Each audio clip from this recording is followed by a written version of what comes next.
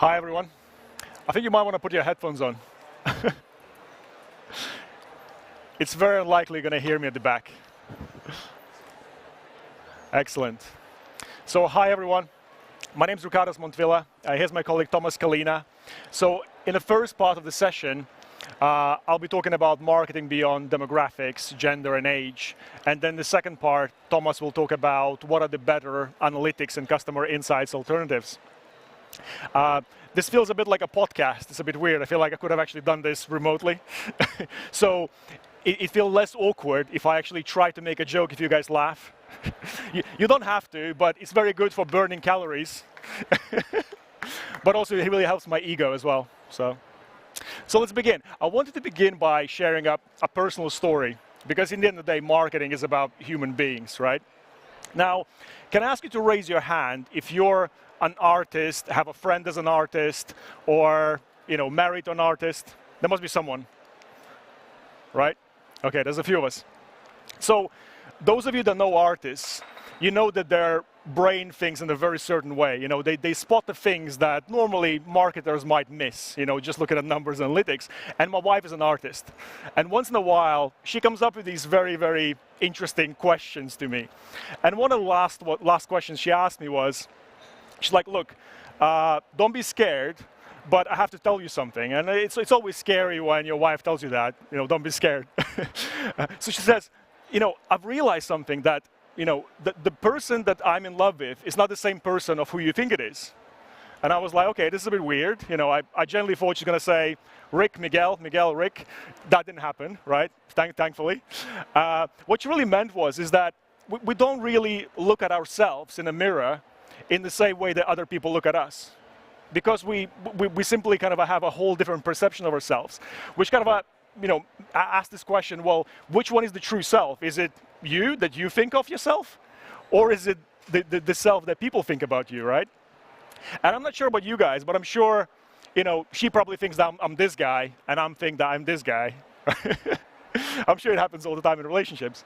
So where I'm going with this is that as we kind of develop, we go through entirely different journeys, than people that we meet in life. And we might be asking things like, if the Earth is round, why can't we fall off it and get sucked into it? And as we grow and mature and we develop and we come up with different reasoning and different arguments, but we end up in different places, right? By the way, when I was a child, I wasn't thinking about things like that. I was thinking more about things like, why can't I make a scrambled egg with a Kinder Egg? But some people are more smart than others. And, in some way, if you think about it, I was watching this trailer. I didn't watch the whole documentary. I watched this trailer on Netflix about flat earthers, right? And there was this scene where a scientist is talking to a flat earther. And the flat earther is saying, look, I can see the city across the lake. Like, it must be flat, right? It must be flat. And if you really think about it, in that context, in that conversation, we're not talking about climate change. We're not talking about any things. Like, in that context, that's his worldview. And maybe it's totally legit. So in many ways, these multiple realities exist, right? And what I'm trying to go with this is that humans are very, very complicated, right? And I think trying to kind of put them in different boxes can be kind of it can give you a full sense of understanding of who the customers are. So before we talk any further, I want to acknowledge a very important fact. Is that, I recognize the hypocrisy here, right? I'm a white male, senior marketer presenting to a diverse group of people about demographics, age, and gender, right? Well, in reality, senior marketing roles, this, at least in UK, these are UK statistics. I'm sure it looks very similar in Germany as well. So, majority of senior marketing roles are dominated by males. Most marketers are white, right? So what I'm trying to say here is that, how can we truly understand who the customers are, if we're trying to put them in these boxes, and if you think through that lens. And also, I recognize that ads like this, about 50 years ago, were created probably by people like myself, a white middle-aged male. This is, by the way, a toothpaste for women, that says, basically, if you don't use this toothpaste, there's going to be another woman that will take your man, if you don't brush your teeth. Pretty, I'm sure they wouldn't get away with this now, but it really kind of paints a picture. I also recognize that, I can't connect to Gen Z either, right? You know, I wear skinny jeans. Apparently, that's not cool anymore. Also, I excessively use emojis, you know, when I communicate via WhatsApp, which is apparently now passive-aggressive, right? And I think the fact that I had to learn about this from independent, you know, and other newspapers rather than TikTok probably says a lot about my understanding of that demographic. So why is all of this a problem, you know? Why does it matter? Well, it's a problem because we've been trained to think about understanding customer behavior through these different lenses. You know, that's the first question you get asked when it comes to creating an audience in Facebook, right? You know, what's the location? What's the age? You know, what's the gender? Like, these are the most important things about understanding customer behavior, but they truly aren't, right? Because that doesn't really tell us anything, if you think about it, about who the individuals are. And also, people don't tend to be placed in boxes. You know, unless you're advertising and marketing to cats, which I don't think any of you are, you know, people don't like being in boxes. And also they create this false sense of understanding, right? We assume that we have this demographic of, you know, Hamburg-based females, 18-year-old, right? And I'm learning more about this demographic. But it starts to create these kind of stereotypes. You know, women like makeup and gossip, you know, and men like football and sport. I hate sport. And by the way, to travel here from London to Hamburg, I actually took a train, right? And wouldn't you think that that's such a more important insight about me as a human behavior than just saying, okay, he's a 35-year-old male, right? And also, not every single person fits a stereotype. In fact, I would say that most people don't fit the stereotype. This is my brother, by the way. He's taken, sorry ladies. So he's, you know, he's a typical Gen Z based on the age and demographics, right? But he hates tech. He's studying to become a conductor in orchestra, you know, and during a summer break, he was actually kind of volunteering as a lifeguard. You know, he would not fit into these boxes, you know, lazy and young and kind of spoiled and entitled, right? And there's so many people like, not so many, every single person is unique in their own different ways. And what makes it worse, it not only creates stereotypes, it also alienates people. Like, it puts people off. You know, here's some very basic examples of, you know, the things that we do in marketing on a regular basis. Maybe not on a regular basis, but, you know, a simple thing like customer demographic survey, you know, asking for, you know, what is your gender, what is your age. Now, I've already told you what age I am, but, you know, like, you know, when I look at this box and I'm like, nah, I'm not sure I really belong to that box. You know, I prefer to be in the other box, but, you know, someone decided that these are the boxes, right? So in step one of building a customer journey, you're already kind of putting me off there. And in the end of the day, exceptional customer experience is about creating these consistent positive experiences, and this is not one of them. And there's also some extreme scenarios, right? You know, this brand doesn't do this advertising anymore. By the way, for those of you that don't know kind of a British slang, you know, birds mean kind of a women, girls, right? So do not feed the birds, or save your money for the driving lessons. Now, I have a problem with that. You know, they don't do that, by the way. Since 2012, they stopped doing that campaign. But I have a problem with that. Like, if one of my colleagues was, you know, really eating this chocolate bar every day, I would feel a bit uncomfortable. It's not nice, is it? And then also this. You can assume that, well, they're probably being very, very smart. You know, they're going after a very, very certain kind of a demographic, right? They're trying to engage them. But it's also not smart because, you know, who are you bringing to your stores? Your employees have to deal with people that are attracted by these ads, right? So what does that do to the entire brand image? So what do we have to do, right? What options remain? Let's remove this. Let's stop talking about demographics, kind of gender and age. So what can we do? Well, one of the main things that we can do is values, right? Values is one of the things that doesn't kind of alienate people. It brings people together. And also values, it's something that me as a marketer, I can actually relate to, right? You know, I might not be able to relate to an 8-year-old kind of a black girl in Hamburg, but, you know, I can relate to the values. So it cuts through all these things. And here's another example of where you can apply values. I'm going to ask you to raise your hand if you're vegan. I know we have at least one. Okay, we have a couple. Great. So this one's for you. So there was a cafe, a vegan cafe in London, And someone left a review, right? They said basically, I had a weird experience. It says vegan friendly, but it's just vegan. And I was forced to drink oat milk cappuccino. It tastes like porridge, right? And just the fact that they're 100% behind their values, it allowed them to push back and say, actually, we have nothing to apologize for. This is exactly what we do. And also, these types of reviews, they're not going to put off other people that believe in their values. It only unites everyone around the common cause. And by the way, I wasn't there, but I'm almost certain that they haven't just strapped them down with leather straps and forced them to drink this kind of oat milk cappuccino. If anything, they're probably using a vegan alternative, maybe hemp straps or something like that. So again, this session is not about values. I can't teach you values. Every brand has to identify their own values and what they stand for, but it's important that you do. It's totally critical. And I think Matty Bregman said it the best. If you have to ask yourself, how can I be truly authentic? You're already missing the mark. It's something that you guys have to discover. I'm not going to give you a list of values that you can tick and say, oh, my brand can do this, right? It's about really identifying those. But the one thing that I can talk about is behavior, right? Behavior, just like values, it also cuts through these different stereotypes. We're no longer trying to kind of figure out who people are based on their gender or age. We're actually looking at what are they doing, and then using those insights to inform our decisions of how to engage customers in the future.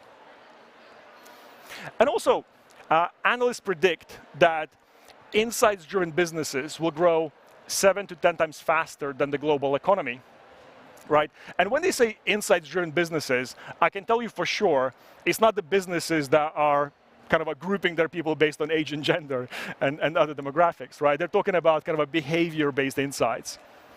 And also marketers agree, right? So we've done a study last year with Forrester where we actually asked marketers, what are the top things that have delivered the most improvement in terms of delivering kind of a better customer experience and understanding customers? And it was customer analytics, followed by data management and so forth. So kind of customer analytics is key in improving this. Now, I'm going to ask another question. You don't have to reply because it'll be a bit strange, but you can think about this in your head. So during the peak of the pandemic, what kind of things have you missed the most in terms of experiences? Just think about it. I'm going to assume that most of you thought about something. And typically, when I ask this question, it's things like traveling, seeing my friends, going to a bar, music events, cinemas, those types of things. For me personally, it's live music events. So there is this place in London called Piano Works. If some of you get a chance to travel to London, I highly recommend check it out. Where it looks like any other basement bar, but then at about 7 o'clock in the evening, a piano solo starts playing. In half an hour, they're joined by a saxophone. Half an hour later, there's a full band on a stage, and they're playing any music that's scribbled down on a piece of paper or a napkin by the audience. So they only play music kind of recommended by the audience. And to me, that is one of the best examples of exceptional customer experience, right? You as a customer, you're part of the show, right? This is the most immersive as you can get. Now, how do we apply this to digital, right? Not quite the same. Well, exceptional customer experiences are not they're difficult, but they're not impossible to achieve across digital media as well. And it comes from, and the brands that do it really, really well, they do tend to grow faster than competition. At the same time, consumers think about you first. Next time they're looking to make a purchase in the category, right? It's no longer about competing against, the discounts or cost, right? So it's about competing for the kind of consumer attention. And also you can start predicting what customers are going to do next, which ultimately results in higher revenue. But this comes from this very careful orchestration, across your e-commerce, CRM, earned media, paid media, analytics, so that kind of all those things are kind of singing together, as opposed to, just delivering noise across different channels. And often when I ask marketers, I say, okay, so what are your primary challenges, right? And typically they say things like, personalization, lack of personalization, or lack of automation, or kind of or those types, or lack of segmentation, right? Those types of things. But in reality, you can't really improve any of those things unless you understand who the customer is. Like, if you don't understand the customer behavior beyond these demographic things, you can't truly kind of improve personalization. What are you improving, right? What are you improving in terms of automation if you don't really truly understand the customers? And unfortunately, in many cases, those things are disjointed, disconnected. And instead of kind of hearing this music from a brand, they're literally hearing noise. And it's almost like equivalent of, let's say, different band members can't hear each other, or they can't see the audience. That's typically what happens across digital ecosystems. Now, what does this mean, right? So, okay, conceptually, we understand we have to move away from behavior, we have to move away from demographics and gender. We have to focus on insights. But how does insights translate to results? How does that add value to our brand? And I like to look at it through this kind of a typical e-commerce funnel.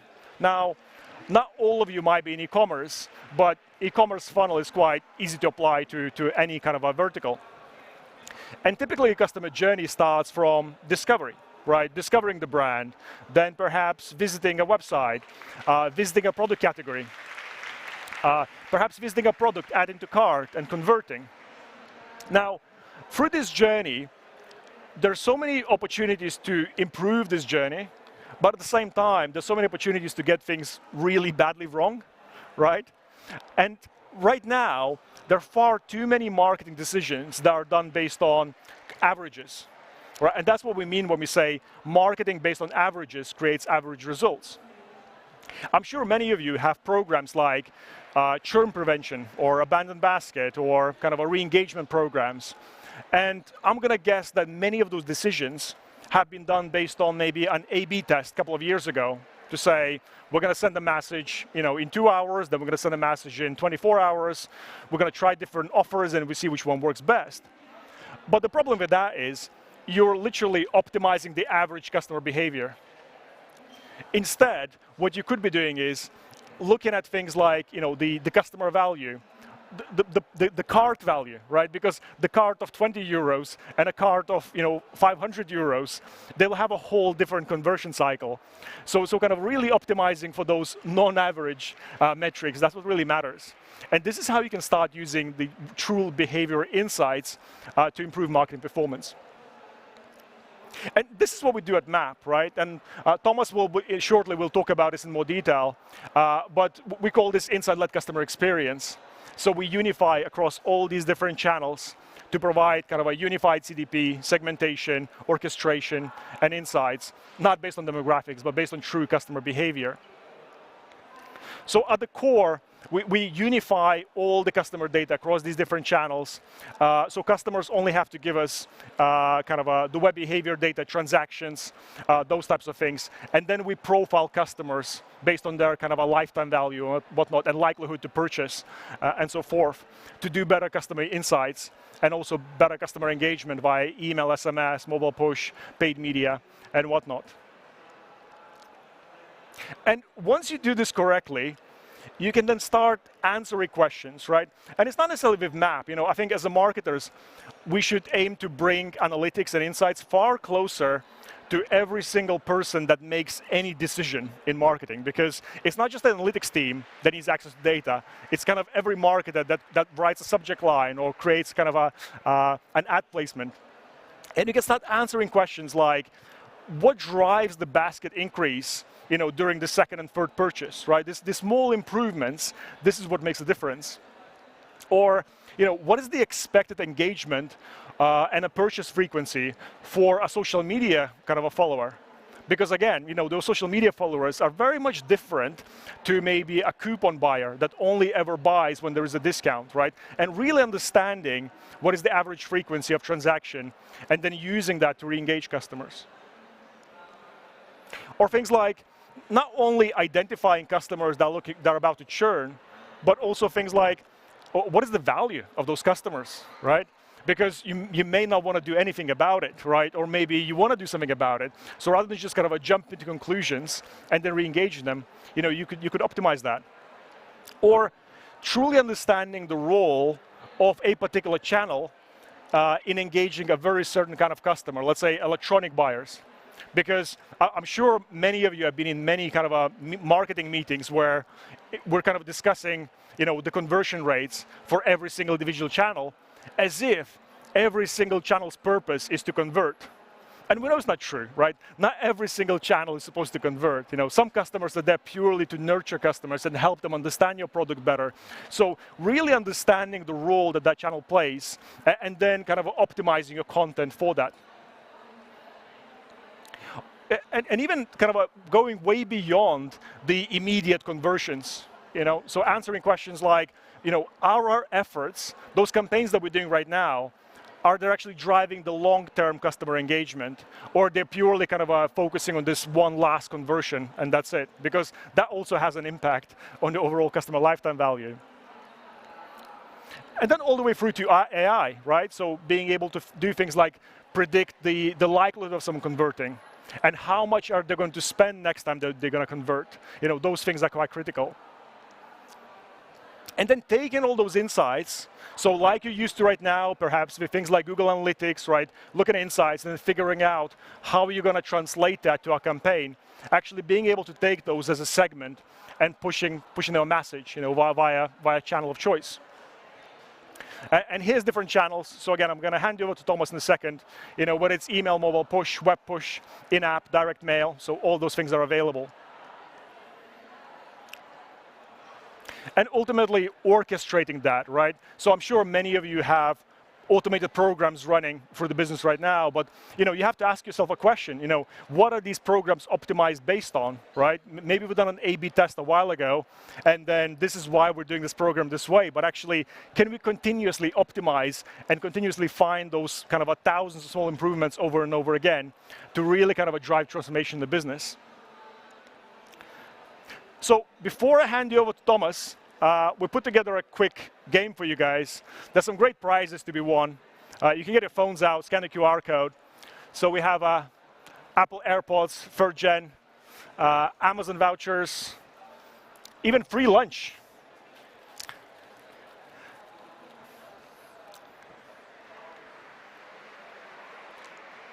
If you can't scan, there's a link here as well at the bottom. Did anyone win the headphones yet?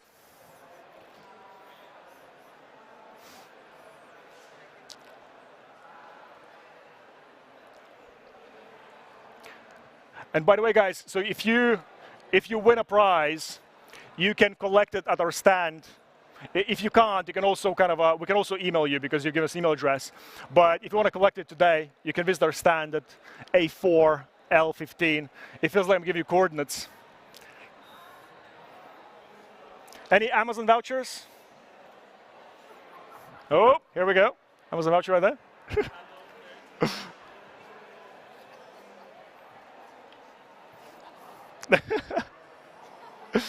Did anyone win the headphones yet? Headphones? Way! Sorry, I shouted in your ear. That's probably too loud. All right. On that note, yeah. On that note, I'm going to hand it to Thomas.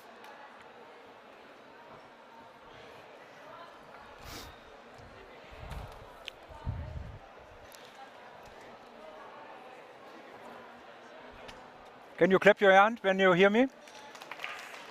A little bit louder. Thank you, I appreciate it. Okay, so before I go into the details, Rick promised that I will talk about. I want to tell you or talk about a story, or tell you a quick story about a pre-sales engineer. Let's call him Thomas to make it easy. And Thomas was one of these pre-sales engineers who traveled a lot across Europe, visiting different prospects, customers, partners. And yes, he really liked that. So he was on the road almost 2 or 3 times a week. He also flew to to the Swiss Alps for just 1 hour meeting and traveled 2 days for that. And yeah, this was his normal. It was his normal to go out, make presentations, telling customers the story about his companies or his solutions he's selling. And then from one day to another, it changed. And you can imagine why. Because of the last pandemic we already live in, or we're almost over. However, it changed. So from a businessman who's always traveling, it changed to a guy who's sitting in a home office.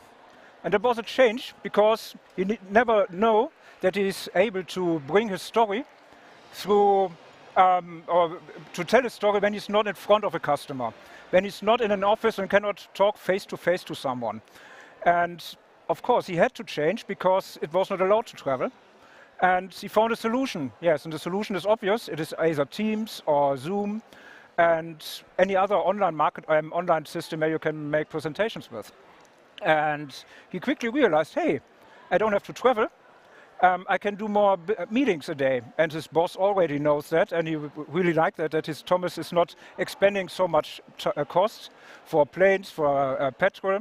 And he always know, hey, he's in his office and I can reach out to him. And Thomas also realized, hey, I have neighbors, and they are nice. I never met them last 2 or 3 years. And then he get in mind, hey, there's a good way to make business because of a change. And this change was an opportunity to make things different.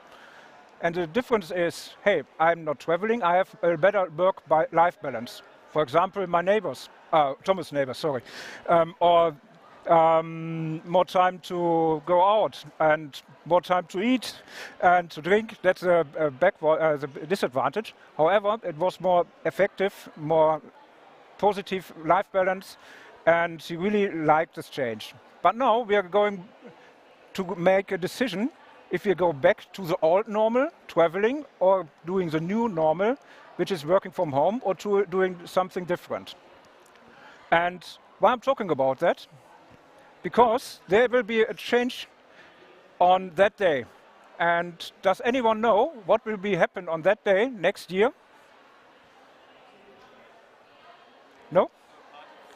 Sorry?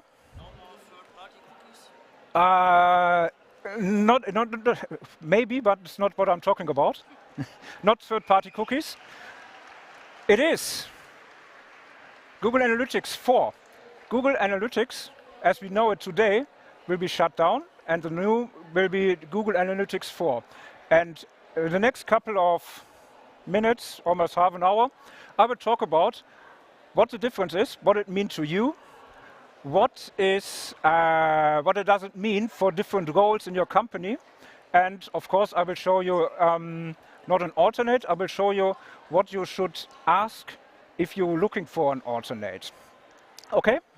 So what will happen? So I already mentioned Google Analytics will be sunset. That means that everyone who is doing or measuring this website or mobile app needs to make a decision, because Google Analytics will not go further as it is today. It will be changed completely. Also, that means that you not only change a tool, so Google Analytics as it is today will not be the same, because you have to do new tracking on your website, on your mobile app. You have to do other things in your data layer. And this is something that you need to do. And this is, of course, a change that you have to do. Also, then, when you're talking about Google Analytics, and you mentioned third-party cookies, it's also the question about what is the data, and what is, does it mean Google Analytics is free? Because when you not pay money for something, it doesn't mean that you doesn't pay anything. So it is what you pay for, it is in fact the data. And when you pay with data, at the end it will become money that you pay for, because anyone else can also use that data. And this is the question what you ask yourself, is it really free, or is there something in between? And also the third thing is GDPR challenges. So anyone knows GDPR is a or data security, data privacy is a big issue. Everyone asked about it. everyone knows when you go on a website, you see that banner asking for cookie consent, and everything must be secure. Otherwise, you can get more an issue, as you can imagine, when you have to pay fees or something like that. So looking at GDPRs is also something that you have in mind. So why should I care? One thing that will be changed is the data model. Currently, the data model is based on a session, or it is already implemented, and you measure things when someone is on your website, and you measure what he's doing, where he's coming from, and so on. And now it will be changing to events. That means that you have to completely interpret or understand your data. So you have to learn what is the difference and how what does it mean to you. The second one is that it will use session tracking completely different. So the data you're getting now from Google Analytics will be completely different because it is completely different measurement. And you have to interpret how is the visit counted in the past and how does it count in the future, and if there is a relationship between. And what does it mean to my business when the visit count is completely different? Is it good for my campaigns that I'm measuring that I have suddenly more or less visitors or visits on your website? And the third thing is that it is a new interface, and not only that you have to learn yourself how to work with the data and create your reports, you also have to teach your team about the new interface. And this is also something that you have in mind when you're thinking about an alternate. All right. So my question now, do you already care about Google Analytics and its change? So if you have plans to migrate to GA4, then raise your left hand. If you have plans to use another platform alongside with GA4, then raise your right hand. And if you want to completely shut down GA4 and do something different, raise your both arms. So what have you in mind? It's a little bit, I make it this way. Okay, so more than a half, I guess, will be thinking about a replacement and coexistence of both systems. And this is exactly what have been measured as the announcement came out. So there was a poll asking exactly the same question, and almost a half of the people were thinking about replacing or doing a coexistence of both systems. All right. Now, with all this information in mind, and looking at your personal role in your company, I want to give you some examples. What do you think or should think about when you're looking for the future? What do you do with the data with your analytics system? And thinking about a CMO. As a CMO, I want to make sure that my team has the best tool in place to be effective, to use first-party data, or even better, zero-party data. And this is the thing that I have in mind. That is, I want to prepare my team to use good data to make right decisions, and I need to support them in the way that I give them the right tool. And also, I need to think about the cost, of course. So not only that I have probably to pay for an alternate, but I also have to think about the data and what it really costs when I use a free tool. So thinking about a marketing professional. So a marketing professional is thinking that he needs to make a decision what the next activities are in his marketing activity, what the next activities are in his campaign. And he wants to make a decision based on insights, on data, and not on good feel. So for example, if I'm looking at data and I have, let's say, 80% of the truth because it was interrupted or sampled, then it is a decision on gut feel. If I have 100% of data or 99% of data, then I can make a decision on on real information, on real data, and I'm looking at insights that really interest for my customers. And this is what a professional will think about. So as an analyst, during my role as a pre-sales and post-sales engineer, I often met analysts, and they always complain about, oh, I have so less time to make my job, because everyone came to me and asked me for a report, can you do this and can you do that? And this is one hand annoying, because I want to do anything deeper with the data, and I can't do the job and can't do my insights or find my insights in my data. And this is what the analysts are complaining about. And this is also, when you think about an alternate, that you think about what can your tool bring to you? What is the advantage when I use a tool?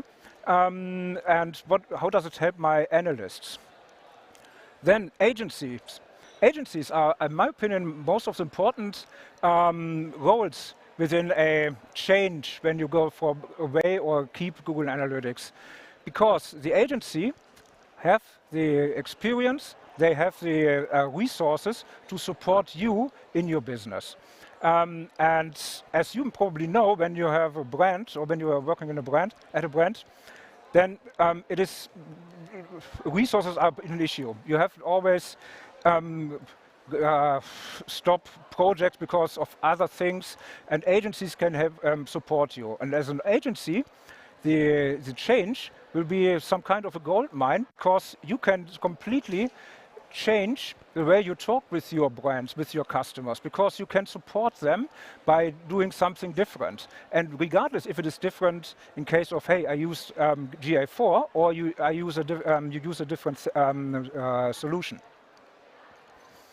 Then finally, as a DPO, and this is, as a presets engineer, I always, in every single pitch, I'm talking to DPOs or data security officers or privacy officers. They're always looking for the best for the company in terms of loyalty and data privacy. So what does it mean? They always stop the project, or often stop the project, because they have to check if everything is GDPR and conform, if the data security is in place, where will the data be stored? Is it in Germany, Europe, or outside of Europe, and so on. And as a DPO, I want to make sure that I am not the showstopper. I want to enable my teams and my company to get the data they need. And it's not always it's not the best case to be the one who's always blocking projects. So when you think about an alternate, also think about data privacy and how easy it could be when you have a tool that is not sending data somewhere outside to the United States. Okay, now when we're looking for alternatives, I don't want to give you a tool demonstration. I want to give you some advices or tips what you should think about and what you have in mind when you're looking for an alternate. And one thing is, this alternate should be holding the data as a unified customer profile. So every data that you collect should be stitched to one single user. So in this case, you absolutely know that Thomas is someone from Düsseldorf, and he ordered a couple of products 5 weeks ago. So I exactly know where he's from, what he ordered, how much money he spent for that, and this is the information we get into a customer profile. And this is what you also should think about, because this is a single point of truth where you get your insights when it comes to marketing activities and next steps within your campaign. Also, when it comes to data, you need to make sure that you can collect every data you need. So look for integrations, look for data collection capabilities, look for APIs to get all data into the system that you need to build a customer profile. And not finally, but very important, when you want to have a complete system, make sure that the system can natively use your marketing channels, whether it is email or web or push or mobile push, in-app messages, regardless what you're doing, or even if you want to do more of them, make sure that it is natively connected and can be orchestrated automatically. And now, looking at intelligence, that means that you need to make sure that you can analyze all the data, not only what you get from the website and from your app, but also all data that you collect through different channels and different activities. And this is where you also need to look at the way where the data is stored and how it is stored. Is it in raw data? it is first-party data, it is unsampled, very important. So imagine, as I already mentioned, you want to make a decision and 80% of your data is your truth. So you're missing 20%. So how it is when you have the most important thing within that missing 20%. So that could be a bad customer experience as an output. Also, when you're doing a report, looking at an analyst, you're doing a report and you're analyzing last week and you get a number of your data. And in 2 weeks, you do the same report again and the number is completely different because of sampling. That could be an issue if you want to report that kind of information. Also make sure that you can connect any other sources to that analytics system. And also important is the ability to export the data so that you can measure or get data into other systems. For example, I want to give my audiences to a CMS system or to an on-site, to an CRM system over, or get it from there in. So data import is also important to get this data. Then on-site marketing. So when you're measuring a website, you probably use a tracking code. So why should I add a second tracking code to display an overlay or to change a banner or to say to change the content of your website? It could be done with the same tag. And this information is very interesting because you know where the visitor is coming from, you know what he did in the past, and why should I display them something boring? Why shouldn't I display them something of interest? And this is what we can do, what this tool should be doing. And finally, make sure that this system is GDPR conform. It doesn't have necessarily be from Germany. It could be from somewhere else, but anyway, it should be a DSGVO conform system. This is another topic. When it comes to profiles, we have different layers of data. So you have your customer, and around this customer is the first-party data. The first-party data is the data that we collect through measuring the website, the orders, and so on. And then we have this zero-party data, which is the red circle here. And this is the data we can get from the customer when we ask them. So, for example, when you register for a newsletter, you can ask, hey, are you male or female? Simple question. Not only that you find it out through the first name, but you can ask this simple question. Or I registered for a newsletter. They ask me if I'm a vegetarian or not. So this is a zero-party information. Based on that information, I will receive from them the offers about what I'm preferring and so on. And this is the enrichment space we need to be careful care of when it comes to first-party data and customer profiles. And this is what Rick already mentioned. I don't want to go into the details now because you already talked about it. But when you look at this slide, you see here 4 examples for different departments. What I know from my past experience and from meetings, that these departments are doing all a great job. They collect data, they use that data. But one thing they are not doing, they don't share this information with each other. So there is let's say, a paid media campaign, and no one in the e-commerce area knows about that. So they're sending out messages on Facebook. The visitor clicks on that message, came to the website, and see completely different or unrelated content. And this is something that needs to be connected. Otherwise, the customer experience is not very well. And not well customer experience doesn't increase your business. So when you're looking for an alternate, make sure that this system can connect all departments, all channels, and all activities in one place to allow them a 360-degree customer experience. Also, when you're looking at the numbers of reports, you see a lot of numbers here. And one on the top left is the revenue. In this date range we are measuring here, we're looking at 7 million revenue. So imagine you only have this number. What does it tell you? Hey, I made 7 million revenue. Is that good or bad? I don't know. It will be more interesting if I have a comparison, if I have the data in context. Here I see, hey, you made 7 million of revenue, but it is less than the date range before. So that means that something happened. So I need to do something.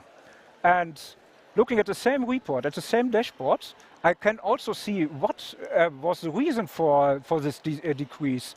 So you see, there's a correlation, and you don't have to be an analyst to find out this information. It's just a matter of looking at the numbers as a report user. So there is no need to go in any details to bring the data from left to right and back and forth. You just simply look at one report to get this information.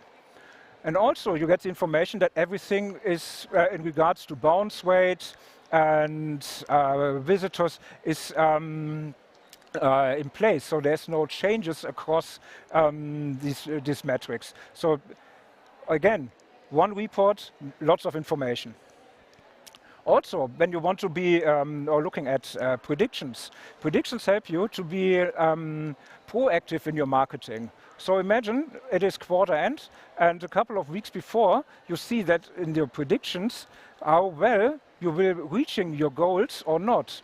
And if you see, oh, I'm looking at my numbers are not exactly there, I can with the predictions change some campaigns to reach my goal and to rescue the business at the end. And so with just a couple of numbers within one report, I can do that, get that information. Also, product-wise. So what are the top products? Yeah, it's not rocket science to find out what products have been sold or not.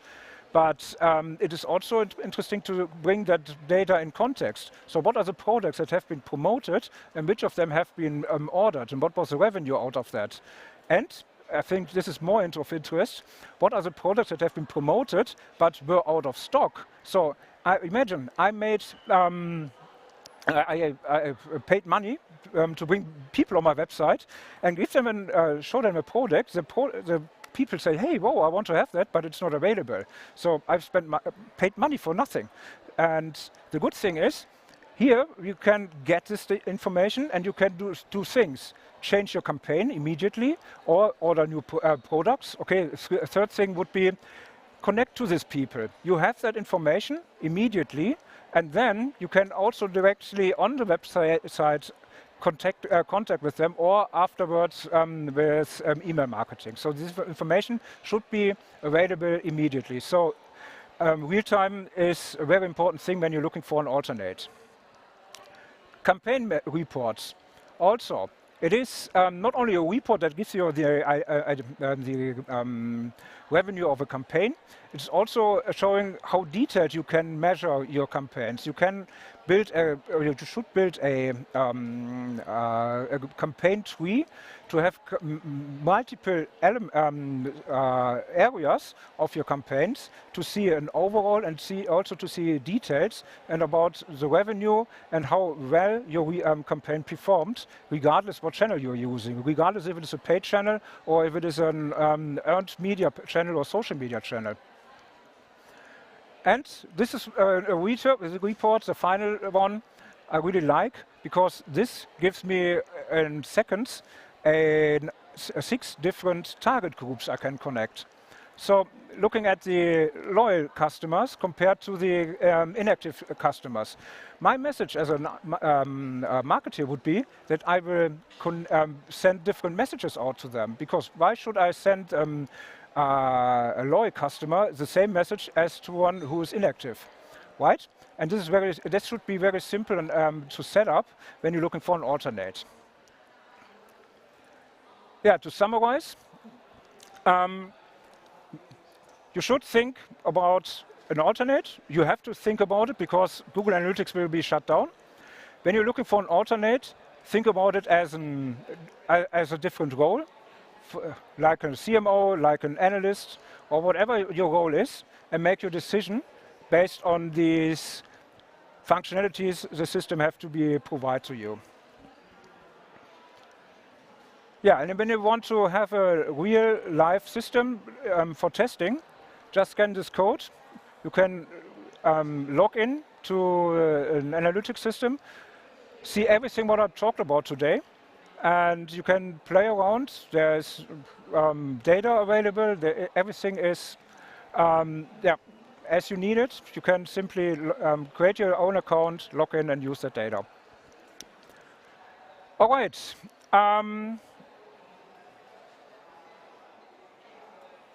Is my stop?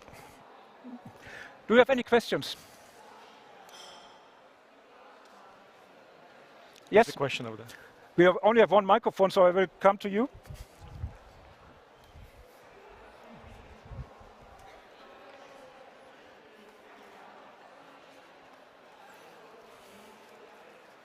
Hi. Mit welchem Mic? Sag einfach und ich wiederhol's. Okay. Also die Frage ging an Rick am Anfang. Rick, question for you. Yeah, I can ask it in English. So I was wondering, in the beginning, you said you showed these ad campaigns that were clearly sexist and like out of date, and you're like, oh, this is not how you do it. You want to personalize for individuals, right? So I was wondering, there's still a demographic of like sexist people in our society, right? So if you're saying, okay, this is not what you want to do, but then on the other hand, you still want to personalize like your campaign. How do you reach people that are sexist? Like, do you just not advertise to them? That's my question.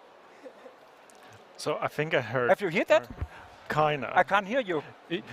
So if I can summarize, and you can nod if that's correct, is the question, how do you still reach sexist people? That's not what the question was it? So how do you reach or find out the audience and the people that are, for example, the sexiest?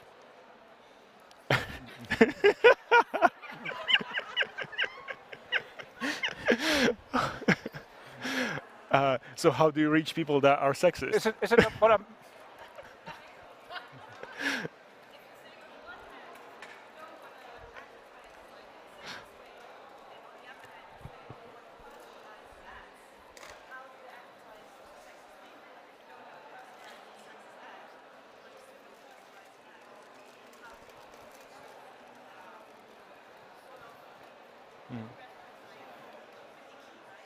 Yeah.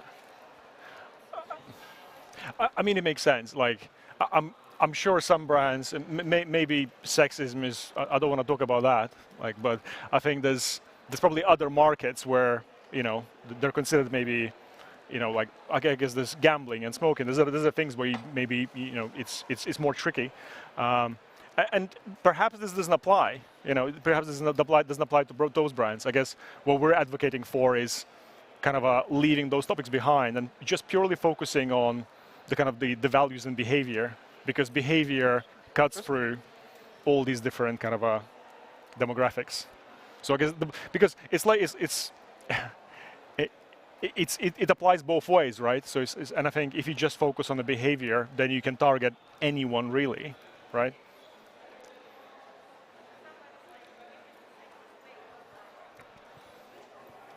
I can't really hear you, I'm sorry.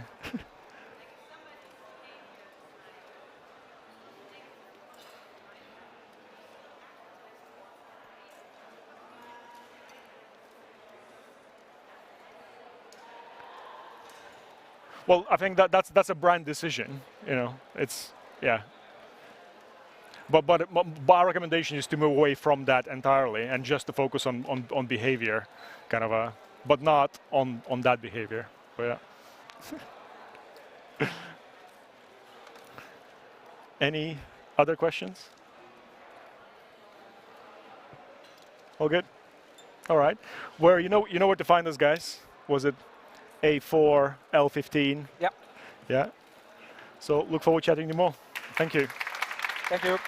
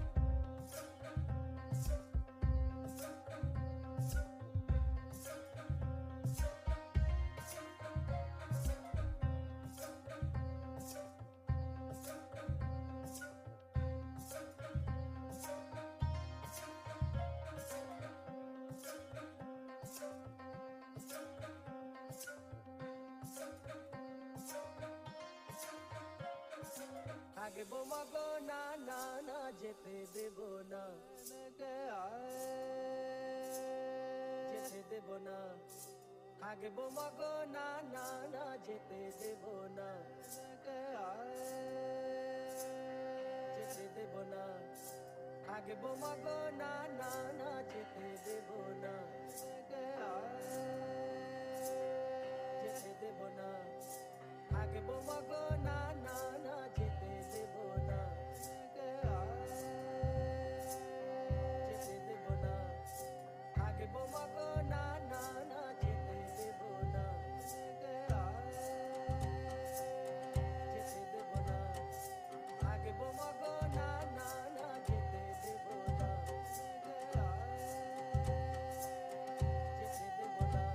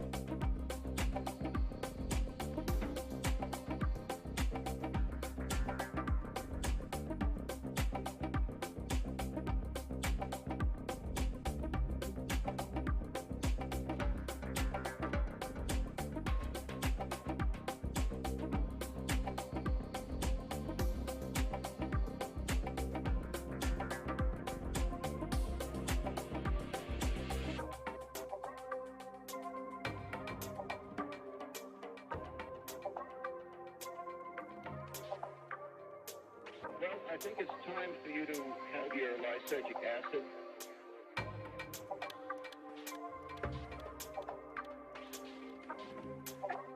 Everything is in color, and I can feel the air. I can see it. I can see all the molecules.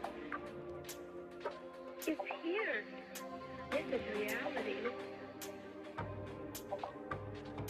I am one with what I am.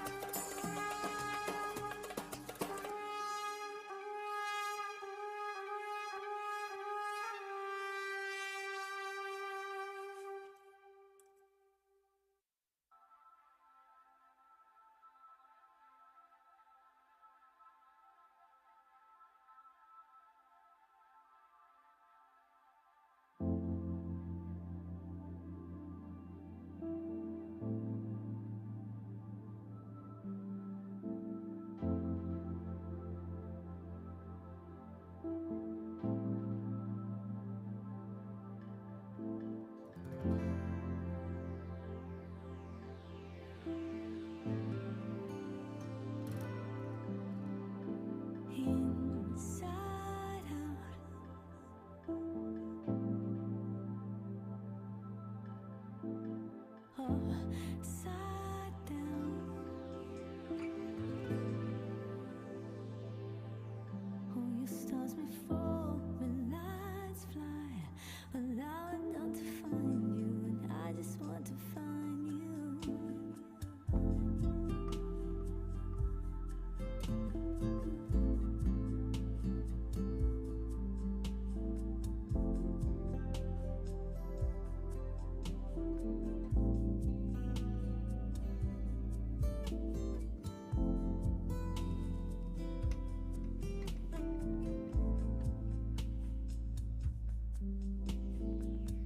There's a movement starting here, right within me. Oh, there's a movement starting. There's a movement. No, and I would love to find you. I would love to find you.